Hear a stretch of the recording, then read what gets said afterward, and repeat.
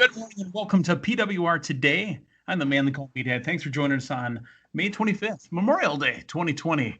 Now, for those of you that have been listening to every PWR Today, we've had a lot of this testosterone. We've had a lot of this machismo, if you will. And, for Memorial Day, we decided to change it up. Joining us today, it's my first one-on-one Linda Day. Linda, good morning. Good morning, Meathead. How are you? I'm doing okay. It's a different kind of Memorial Day than we're used to. This is a brand new day, no pun intended. Mm-hmm. But it's, we're doing good. Things are opening up. I don't know how things are going in Milwaukee. What's opened up? Do you want to go to anything in Milwaukee? Things are opening up here in the Fox Valley as well. So yeah, same here. Great weather yesterday, looking to be great again today. So getting a little sun, seeing a little family. Things are coming around. So great Memorial Day so far. They're coming around, and yes, indeed. Well, speaking of coming around, we have a PWR draft, right? And we had our picks a few weeks ago. Mike Wickett was the moderator of that, and we made a little fun of Damian Nelson. He had a pick that didn't even have a job. He had a pick that was never allowed to wrestle for the AEW Championship, as his number one pick, by the way.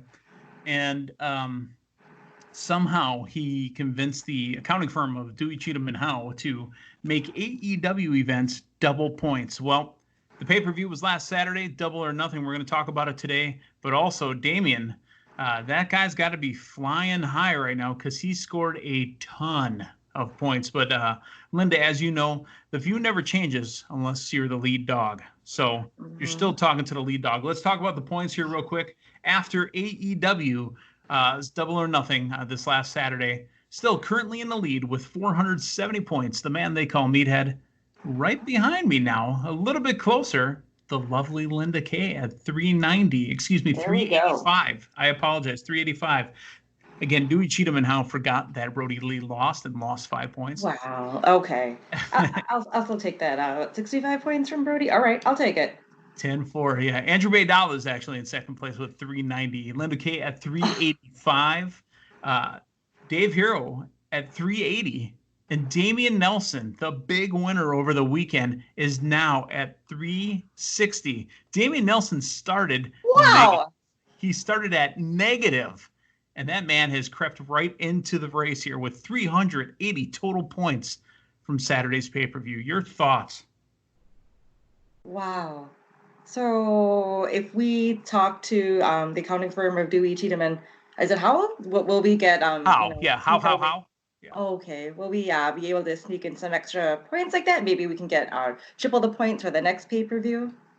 That's what they were trying to do. They want to triple for AEW, double for NXT. I mean, I would have changed my drafting strategy. Again, like Andrew said after the Money in the Bank pay-per-view, it's not a sprint. It's a full-on marathon. While I scored the least amount of points, actually, this weekend, I'm still in the lead. And jumped ahead real far ahead after Money in the Bank. So, you're still holding on to that lead. But like you said, marathon, not a sprint. So we shall see, Meathead. We shall see. Yeah, the next pay-per-view event coming up is going to be the NXT In Your House takeover, which will be June 7th of 2020. So those will be single points. But, as you look over the rosters here that we all have here, and again, Linda, your team name is? Team Longtime, TLT. TLT, because we love that team long time. Long time. For those local wrestling fans, the first thing I said when I heard that name, I'm like, did you talk to Matt about that name? Because I thought it was Matt Longtime. Well, back in the day, once when Linda K was a DJ, I did go by Linda Longtime. So, just shades of a little DJing there. Gotcha.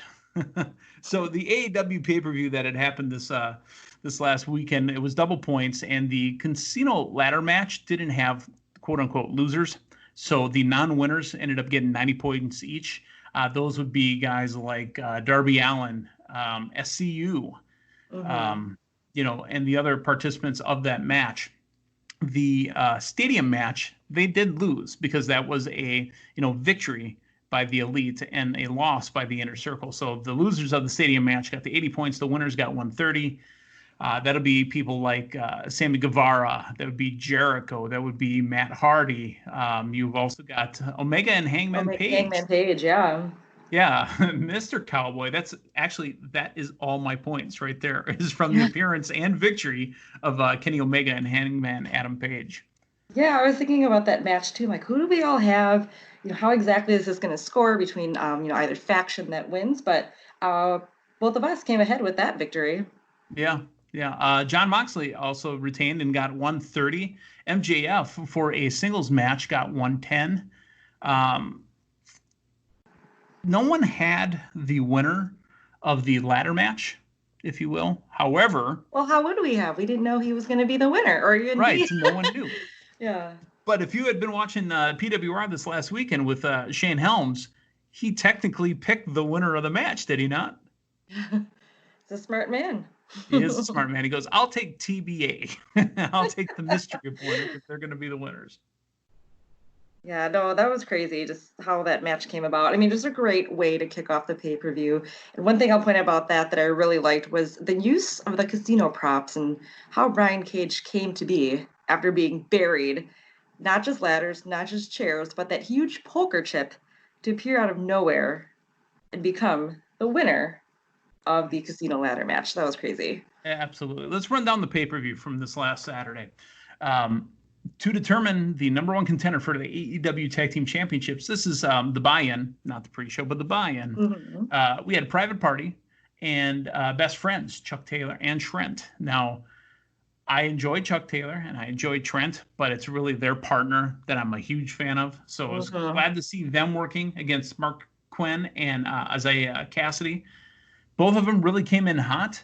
I believe that Private Party had won 4 of their last 5 matches, while the Best Friends had won 5 of their last 6 matches. So, it's not bad. Linda, real quick before we go into this match, what are your thoughts? I don't think I've ever asked you before, or we've talked about this. What are your thoughts on AEW actually having stats, keeping records, and making them relevant?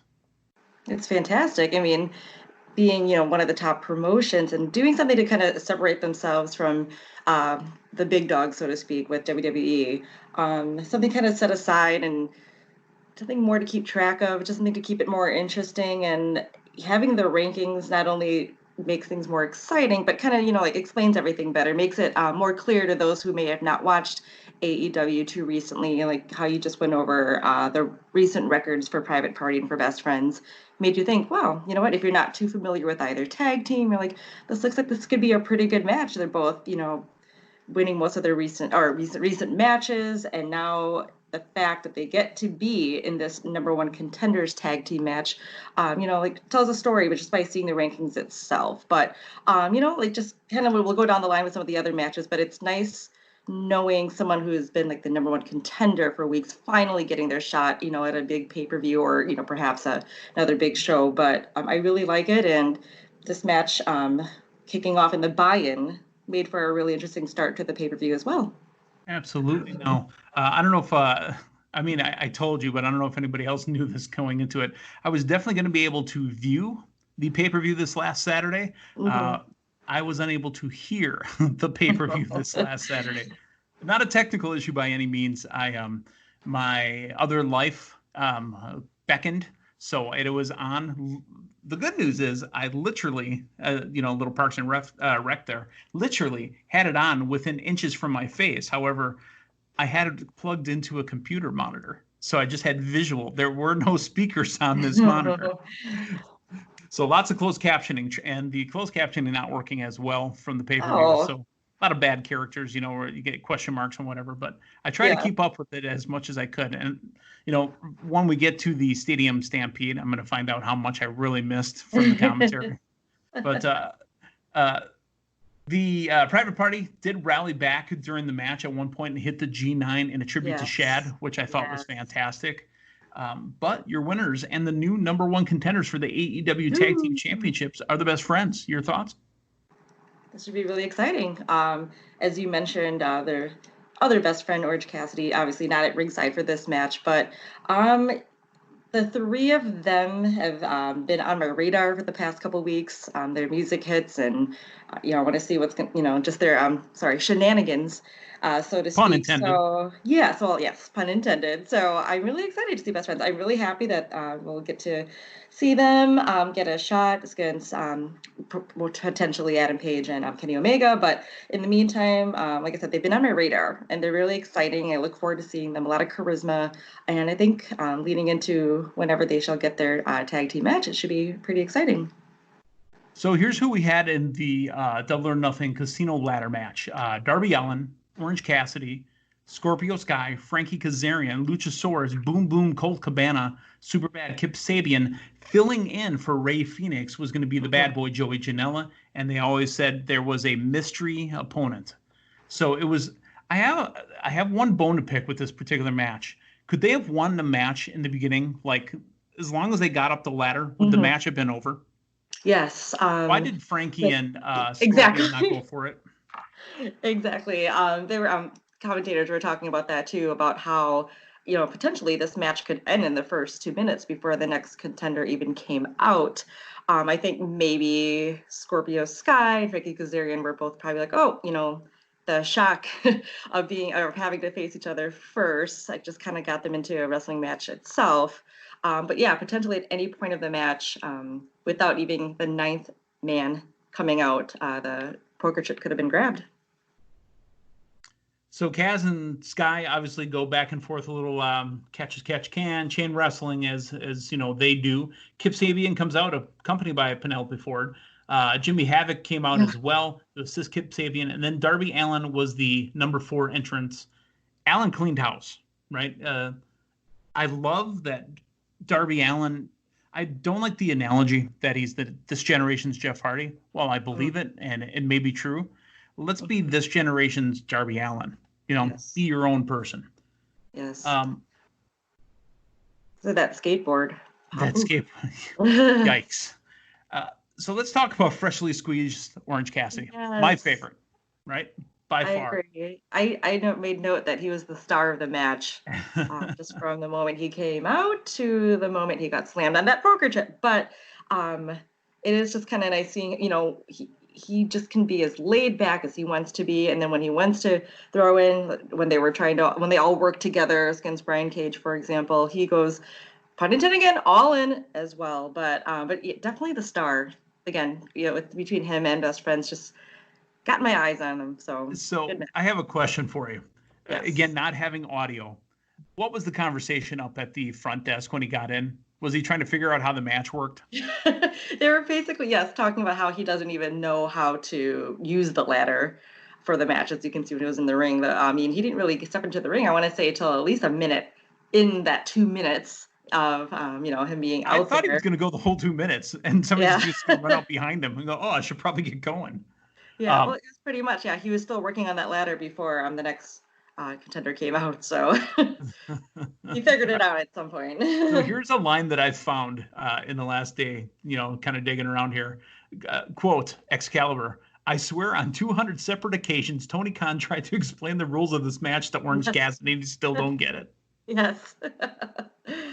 I thought when the smaller ladder came out, he would climb on that and also try to reach for it. He was almost like a baby reaching for a Bubba. Yes. Mm-hmm. I got laughed at a little bit where I was at. What is so funny? I'm like, look at this dude. He's not even stretching for it. Just I can't get it. By far. But when Joey Janela took him though, and they had that pop on that poker chip, I was like, oh. So yeah, I think that was the final moment of Orange Cassidy, and but like I mentioned before, Brian Cage just getting smothered with everything, and then just comes out of nowhere, back in the ring. So I thought Boom Boom Colt Cabana, our boy Colt Cabana from down in Chicagoland, was going to have a little more comedy with Orange. Mm-hmm. I thought he was going to get him to climb him up, maybe, and set him up, but it only went on for a couple seconds. Still very happy with the way the entire match went. We'll get all the way to the end, and Brian Cage. So for those that don't know, Brian Cage is a former Impact Wrestling heavyweight champion. And maybe you can expound on this, Linda. I don't understand why Taz is the one that brought him out. Is Taz the one that brought him out because Taz is now his coach? Is that what happened there? When he did, when he escorted him out to the ring at first, JR, Excalibur, Tony Schiavone were all saying, is he his coach? Is he his manager? They didn't even know. So that's nothing really explained, at least within AEW, his role with Brian Cage. But he made his way back out at the end of the match as well, and obviously bringing on a great AEW debut for Brian Cage. Sure. And again, Taz yelling at the camera, I promise the bodies are going to keep dropping. So he's got to have some sort of investment in this. Now, speaking of investment, the company definitely has an investment in MJF, brought out by Wardlow, taking on Jungle Boy. For anybody that watches this with me that doesn't watch wrestling, the first thing I have to say is, hey, doesn't that kid look like he should be on 90210? And then they get it, and then we move on. But I thought MJF was fantastic. I thought this match was fantastic. Jungle Boy's got a bright future, but there was no way in Frosty Day in Hell that MJF was not winning this match. Your winner, MJF, scoring points for Dave Hero as well. So yeah, there were a lot of risky like neck maneuvers in this match, but it was definitely entertaining. Had some high flying moments, but yeah, MJF just very impressive on the mic, in the ring. Definitely top notch star on the rise. What were your thoughts on the TNT Championship match? Now, we had the American Nightmare Cody taking on the Murder Hawk Monster, Lance Archer, with Jake the Snake Roberts. I feel like I leaned over and saw Mike Tyson yawning at ringside at one point. Yeah, so about that. The whole thing with Tyson, all right, I think it was kind of a lackluster appearance, and this is why. We just know that, with Tyson's, history within professional wrestling, granted, this is a different promotion. Sure.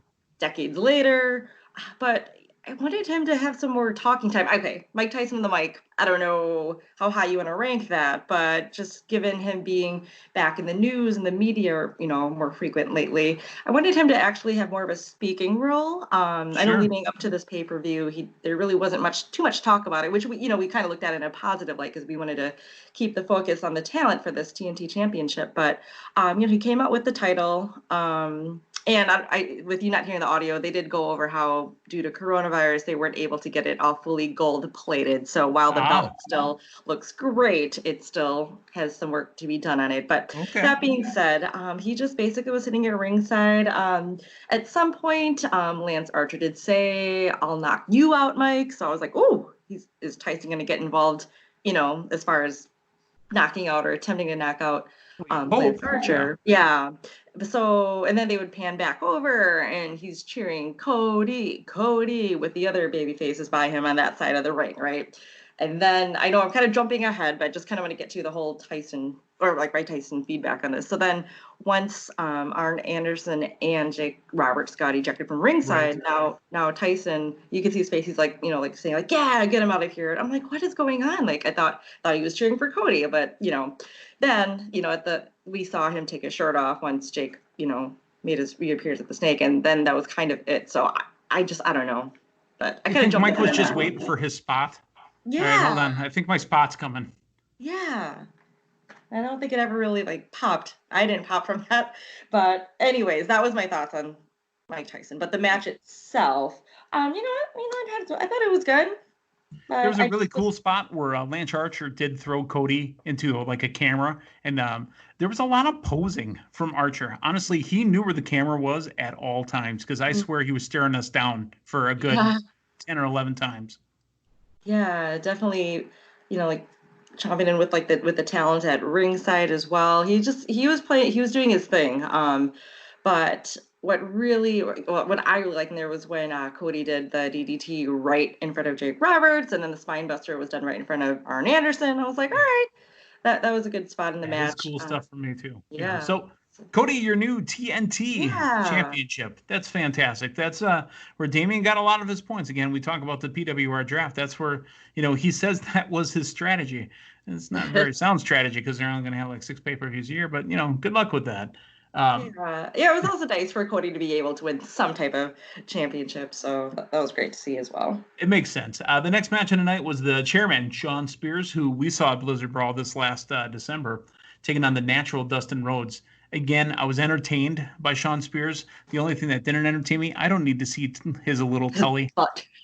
That. Well, I mean, I see the butt too, but I mean, we've seen that before. But his little tully kind of made me uncomfortable. well, the weeks leading up, Sean Spears has just been hilarious. His facial expressions, and then the SSN report he did. I mean, for this being a match kind of thrown together, last minute for the pay-per-view. I mean, it was kind of a squash match, but entertaining nonetheless. Sure. I'm going to call this probably the surprise of the night. Number 1 ranked Kuru Ishita took on the Native Beast Nyla Rose in a no DQ, no countout match. Winner and new champion is Ishita. I didn't see this coming. I thought that they would let Nyla Rose just roll through, 6 months, a year, or something like that. Oh, you know what? I was thinking Hikaru Shida would win just from watching her wrestle week after week on Dynamite. And I was getting more and more impressed with her. The fans were really into her. I mean, at home, really invested in her as well. And seeing her as the number 1 contender, several weeks, I think just kind of as a fan got me more invested in her. And I really haven't seen much of Nyla Rose. Obviously the suspension or whatever happened, with her attacking outside of matches and whatnot happened. But I really honestly haven't seen her that much in the ring lately. So I just became more invested in Hikaru Shida, and I thought it was great. I loved the use of everything around ringside as well. Sure, of course. Yeah. Well, hey, championship match, and we had a new champion, so that's 2 champions tonight. Yes. One, obviously, we were going to get a champion because there was no champion before, but now a brand new champion in the women's division. The Exalted One, Mr. Brody Lee on Team Longtime, took on Jon Moxley in one of the 2 main events of the evening. Brody Lee is 11-0 in 2020. There's a lot of talk, and Shane Helms had said this, Hurricane Helms, Gregory Helms. He had said that, it's kind of odd that they bring a guy over, he's got really no build, and he just jumps right to the front of the line and has a title match because he stole the belt one day. Well, he's undefeated. They've let him work. And then, Mox is 11-0. Brody Lee is 5-0. So he's only had 5 matches. And now he's getting a title shot. I had my numbers transposed. That makes more sense to the point I was trying to make. While a great match, and while a match that made you think that there was a chance Brody Lee, and I know you were cheering him on, even though you wanted Moxley to win. Yeah. Yeah. I mean, a big reason why I chose Mr. Brody Lee in my team, just all that buildup. I hope that they can get back to this point somehow, or if not with Jon Moxley, if there is a new champion sometime coming up soon. There was all this build up for Brody Lee, and if this is just like a chop to it, that sucks for me. But also, I hope that there could be more with it, because obviously great talent. Him taking the title and running with it, I thought that was fun. It was just something different, and great leading up to this match, great fight, and paradigm shift. Ending it through the ramp, so that's And not to take anything away from this match, but honestly, we have one more match we need to talk about, and there's so much to talk about in this match, and we're already running long. So I'm going to get a memo from Damian Nelson on this show. Okay, we got it. But the Stadium Stampede match. Now, I don't believe it was announced that Hangman Adam Page was going to show up at any point, because we really haven't seen him a lot. But I know that he's still tag team champions with Kenny Omega. Here's the combatants. So we got the Inner Circle, team captain Les Champions, Chris Jericho, Spanish God, Sammy Guevara, Jake Hager, Santana Ortiz, taking on the Elite, the AEW tag team champions, Kenny Omega and the Hangman Adam Page, team captains Matt and Nick Jackson, and the Broken Matt Hardy. The ring started at the 50-yard line. The Inner Circle wore football uniforms to come out there with helmets on. I lost it. I absolutely lost it again just watching this. He didn't come out at the start of the match, Hangman Adam Page's, and that's where I thought maybe there was some shenanigans in there. But down the match here comes Page on horseback chasing down Sammy into the arena. I thought it was fantastic. Let's get up to the point where we see Matt Hardy spiked Sammy with the twist of fate. Well, and cheerleaders, by the way, too. Yeah, and then just the entrance of everything. Sorry, I'm just gonna jump. I know we're short on time with Matt Hardy, though. No, go for it. In the pool. My God, talk about the pop of the night. Sure. I had to watch it. After the pay-per-view, that I had to watch it again. You went back and watched it again. My arse off. Yes. But that was just great to see, and just the comedy factor with all this. I thought, Sammy Guevara and Matt Hardy, if we were to pick stars of each match, obviously everybody did a tremendous job. But the standouts, I mean, just the whole thing with Sammy, like if you could hear what they were saying, they're just like, oh, what a awful couple of weeks for Sammy, and like, you know, him getting chased in with the horse and then getting chased off onto the field again with the golf cart. And yeah, yeah, absolutely. I really enjoyed, I mean, I knew once they went into the pool and once there was a dunkening, if you will, I knew we were going to get another version. That made me pop. Don't get me wrong. That made me pop. What made me pop more was the camera under the water and him just doing these fingers to the mouth. That, again, I absolutely lost it for that. I also enjoyed Kenny Omega, Hangman Adam Page sitting at the bar waiting for Jake Hager. The East Side Lounge or lobby. Yes. I love it. And what Adam Page, he walks in, he just says, so, yes, are you going to have a drink or we're going to have a fight? And Hager sits down. So many great spots in here. I mean, we can keep going on. Chris Jericho throwing a challenge flag and having to go under the hood on the pinfall. Oh, my gosh. Knocking out the Jaguars mascot. Yes. And then him getting knocked out, and then Hangman, seeing Adam Page come back out with the line painter. What is that thing called? Painting the lines. Yeah, and just waiting for Jericho. That was fantastic. Yeah. Oh, and then one more thing. Sorry, the suplex, the 100 yards of suplexes. Yeah. It just kept going. He came back to him, and he's still doing it. Yeah. You had to hear them just say like, 50-yard line, and like 100 yards. And then him doing that Alex Wright dance, and then getting a penalty flag for his excessive celebration, and then him super kicking the ref. Yeah. Just their use of everything on the football field, the footballs getting thrown, the yard markers, and just everything. Okay, and then we get to the stands, and we have Sammy Guevara and Kenny Omega again, and kind of conclude to the match. Also, a upgraded Vanguard 1, Neo. Oh, yes. Yes. Once you heard that coming, I was like, oh, yeah. I was kind of hoping that would have been there earlier because we could have got better shots of the entire match. But they don't use Neo 1 or Vanguard 1 as just the camera to show you what's going on. It's an actual person, technically. So I'd like to see them use it more as just something that, give me a different perspective, buzzing around. But no, they use it as an individual that can talk and understand, I guess. So I love this pay-per-view. I absolutely loved it. Wish I could have heard it. No, but I absolutely loved it. So coming out of the pay-per-view again, I have a lead, but not by much in the PWR Fantasy Draft. We've got a lot more great content coming up this week. I know we got more TV with Shane Helms, if you will. Linda, we went 27 minutes. We did literally go long time. Yes. There you go. All right. So for Linda Kay, I'm the man they call Meathead. Thanks for stopping by. We will talk to you guys tomorrow morning on PWR Today. So long, everyone.